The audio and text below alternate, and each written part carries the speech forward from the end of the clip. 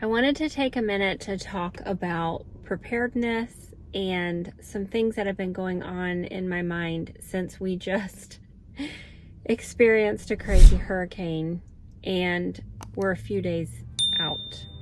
I should be nothing but thankful and joyful. We're all fine. For some reason, there's just this heaviness, and I'm not sure why. I'm outside of a coffee shop. I was like, I just need to go. There's a place over here that has power. Places in my area are just today. This is Monday. They're just now getting power, but some of them aren't open because they have to go in and clean up the mess. Our local grocery store, they probably don't have anything left in the freezer and the refrigerator, and they have to clean all that out first because their power has been down for days. I think that they're opening tomorrow. Banks are still closed. We don't have internet. We're okay. And honestly, at the end of the day, that's what matters, is that we are okay. I realize that there's so many levels to preparedness. You know, there's what you can do in the beginning and then maybe a backup plan. But really what I want to talk to you about is how all of that could be taken away. So we know someone locally who had a tremendous amount of food stored in their attic. Their house burned to the ground and all of their food that they prepped for was destroyed within minutes. Then we have heard of people that had much more catastrophe than we did from the storm. Their homes are in shambles, and all the things that they would have prepared for that might have been in the home or around the home are useless and destroyed. And so there's only so much you can do to prepare. And so my advice, and the reason why I wanted to have this conversation, is we have to make sure that our hope is in the Lord. And if you don't know the Lord, I want to encourage you to get a Holy Bible. And I want to encourage you to read it, because the Bible is alive, and it is past, present, and future. It tells us what happened in the past. It prepares us for the future. And the Lord also talks to us through His Word. My joy comes from the Lord, and my peace comes from the Lord. And in times of trials and struggles, the only way to have peace is to know that there's something that's got you, something that is going to take care of you. And I guess I'm a little weepy in a good way, in an excited way, because I'm so thankful that my trust is in the Lord, and it is security. It is peace. There are so many scriptures that talk about how the Lord will protect His children. That's why I want to encourage you, if you don't know God, to get a Bible, because that's how we get to know God, and that's how we have a relationship with Him. Do we need to be prepared? Do we need to have some things in place? Yes, we do, because He tells us to. He tells us to be prepared. And like I said, I had a video prior to this a couple days ago that I did. It is such a blessing to be able to care for others and to have things in place to be maybe a safe haven for somebody who doesn't have those things in place, you know, to be able to feed the people that don't have food. But I will talk a little bit about some things that I have realized that are very important to have on hand. And I didn't used to feel this way, because I'm so kind of caught up in things that take up room. Where are you going to put them? And let's just talk about a generator. We had a storm several years ago, and my husband got a generator, but it was one of the louder ones. I was like, I don't want a generator. They're loud. They take up space. It's just inconvenient. But what's inconvenient is when you don't have any power, right? So right now, if I had enough money to pull together, because I know that they're expensive, to buy a generator, I would 100% spend money on a generator. There is so much value. So a friend of ours let us borrow one kind of at the nth hour, and it saved our food. So we have a freezer full, and it saved our food. By next week, we will have a generator. We already ordered it. And when the storm hit, of course, my husband went out looking for one, and they were all sold out. In fact, he had showed up at one place, and there was one. He put his hands on it, and the guy said, "I'm so sorry, but somebody just called and bought that. It's sold." If you don't have a generator, nothing else, get a generator. So the things that I realized that I am so grateful and thankful for are the fact that I have a gas stove top, because I could cook meals. I was a little scared at first to grab stuff out of the freezer. You don't want to open your freezer because you want to keep all of that in there. You know, even vegetables, your canned vegetables, you can heat them up. And if at the end of the day, the only thing you have is potatoes and corn and rice and green beans, that's a good meal, right? That's delicious and yummy.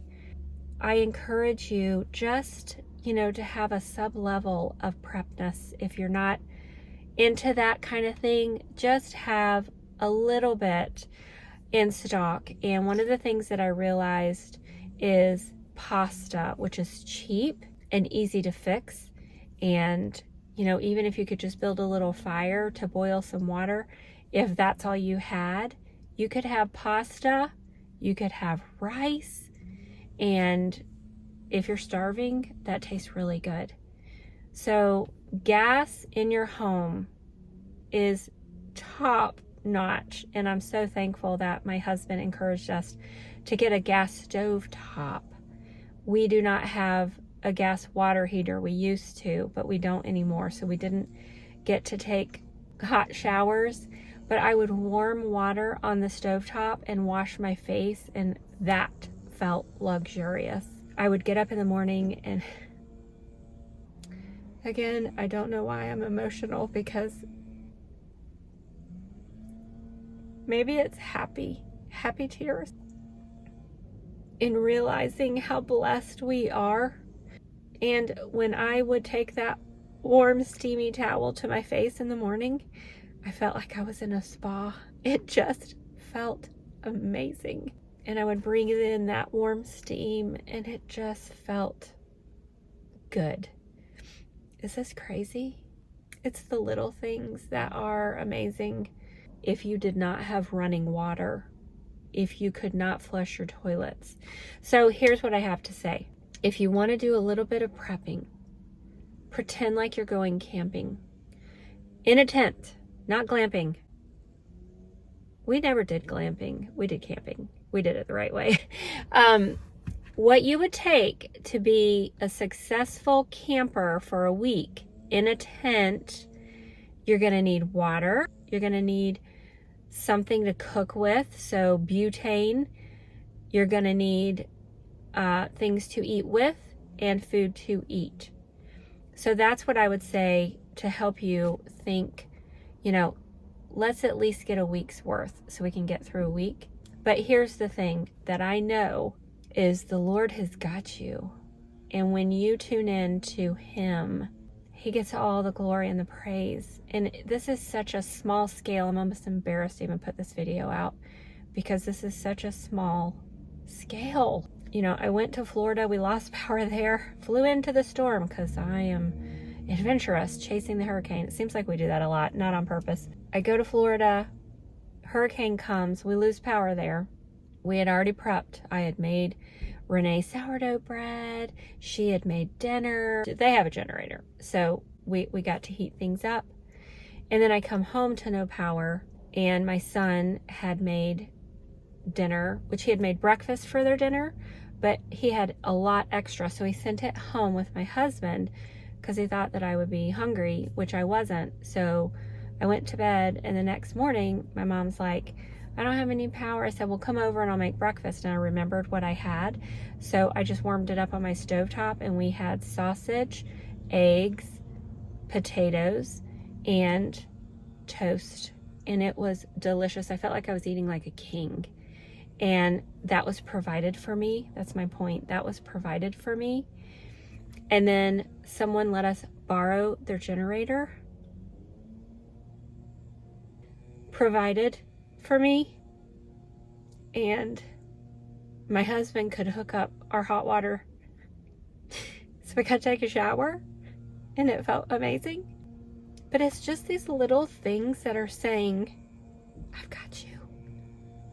So in these times where I see people anxious, anxiety is roaring. If you would just see that when we are totally dependent on the Lord, He will be your ultimate provider. And not only is He your ultimate provider, He is the best provider. Tune in to the Holy Spirit. And when I say the Holy Spirit, if you don't know what that means, because I realize that we are all from different backgrounds and what we've been exposed to. So God is 3 in 1. He is God, He is Jesus, and He is Holy Spirit. He sent Jesus here to bridge the gap so that we can communicate with God. And then when we follow Him, we receive the Holy Spirit. So it's Jesus in us, but the Holy Spirit will lead and guide you into all truth. So if you feel heaviness, like we did when we went through the early 2020s, if you feel that heaviness, pray and ask the Lord to lead and guide you, to protect you. He is the ultimate protector. This is just a conglomeration of information, isn't it? And I hope that I have helped you some. I forgot to link in my last video the buckets that we have, the dehydrated buckets. I recommend getting some dehydrated food because all you have to do is add water. And you know what? Sometimes a little bit in storage gives us peace and it helps us sleep at night. So my platform is here all about health, and peace is number one pillar of health. Without peace, I don't care all the good food you get. I don't care how much you work out. If you don't have peace, you will not have optimal health. It is such a big component. Get some things in place to give you some peace. Pray for the Lord to lead, guide, and direct you, and ask Him to show you what it is that you are supposed to be doing in whatever those circumstances are.